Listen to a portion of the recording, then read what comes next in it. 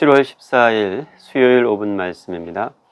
이사야 41장 1절부터 20절까지의 본문인데요.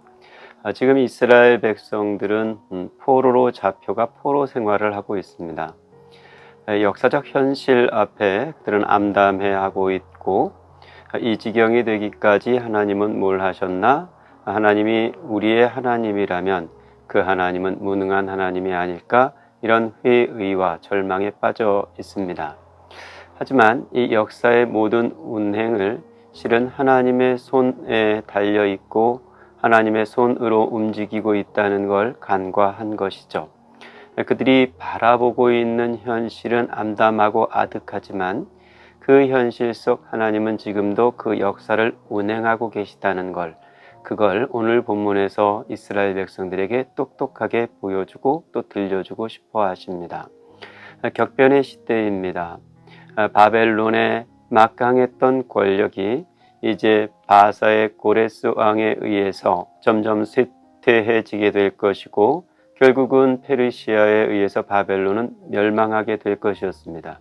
그것이 하나님께서 운행하시는 역사의 계획이고 또 그 과정을 이제 하나하나 밟아가게 될 것입니다. 그 역사의 운행, 하나님의 손에 의해 움직이는 역사에 무지했던 이 이스라엘 백성들은 암담해하고 있습니다만, 하나님께서는 친히 이 역사를 움직이시는 고로 그 암담한 절망에 빠져있는 이스라엘 백성들을 위로하고 싶은 겁니다. 그래서 물으시는 거죠. 하나님의 물으심은 역사의 한 인물을 등장시키면서 시작합니다. 고레스죠. 이제 바사의 고레스가 등장하여 역사의 판을 바꾸게 될 건데, 그 고레스를 도대체 누가 등장시켰느냐 하고 하나님께서 물으시는 겁니다. 본문을 좀 들여다보죠. 누가 동방에서 사람을 일깨워서 공의로 그를 불러 자기 발 앞에 이르게 하였느냐. 4절에도 이 일을 누가 행하였느냐, 누가 이루었느냐, 누가 처음부터 만대를 불러내었느냐. 선지자는 이렇게 결론을 짓습니다. 여호와라, 처음에도 나요, 나중에 있을 자에게도 내가 곧 그니라. 알파와 오메가, 창조의 하나님은 이 역사의 종국까지 여전히 그 하나님 그대로의 모습입니다. 창조에서부터 종말에 이르기까지 이 모든 인간 역사의 주인은 하나님이시고 그 모든 역사의 과정은 하나님의 손에 달려 있습니다. 그걸 지금 이 절망하고 있는 포로기의 이스라엘 백성들에게 들려주고 싶은 겁니다.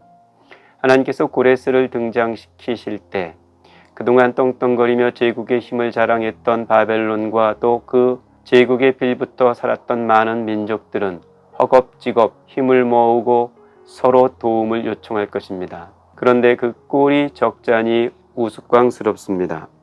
각기 이웃을 도우며 그 형제에게 이르기를 너는 힘을 내라. 서로 격려하는 거죠. 그러면서 말합니다. 목공은 금장색을 격려하며 망치로 고르게 하는 자는 매질꾼을 격려하며 이르되 땜질이 잘 된다 하니 그가 못을 단단히 박아 우상을 흔들리지 아니하게 하는도다.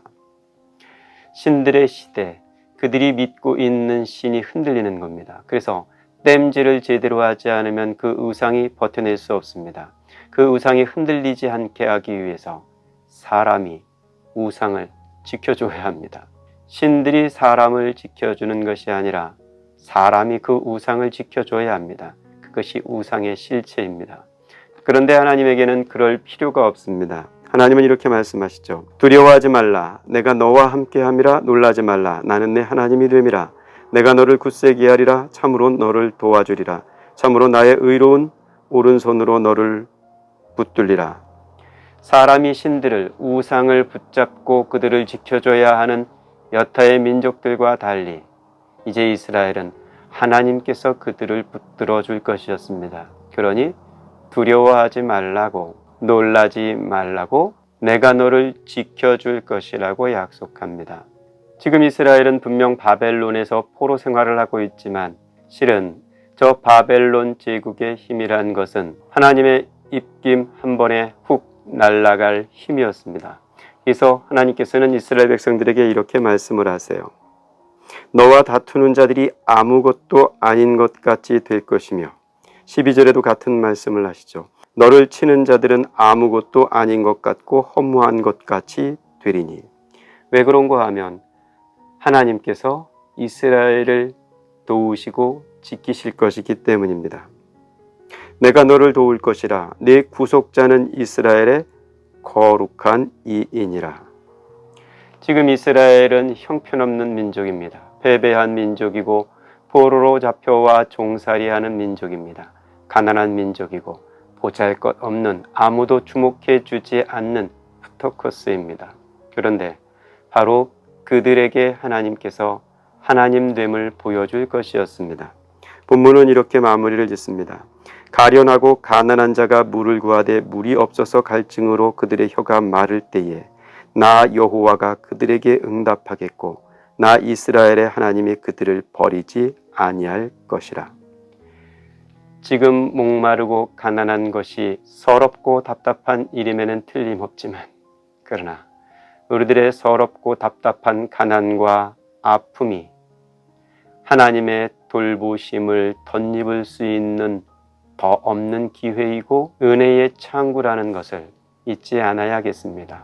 길어가는 이 코로나 시대의 캄캄한 터널을 지나면서 어쩌면 우리는 더 깊이 그리고 더 진지하게 우리의 가난함과 우리의 무력함을 발견하고 그 무력하고 가난한 자리에 엎드려 하나님의 은혜를 다시 간절히 사모해야 하는 것은 아닌지, 그리하여 두려워하지 말라고 내가 너와 함께 함이니라고 위로하시는 하나님의 음성을 귓전에서 똑똑히 새겨 들어야 할 날들은 아닌지 다시 새겨 묵상하게 하는 아침입니다.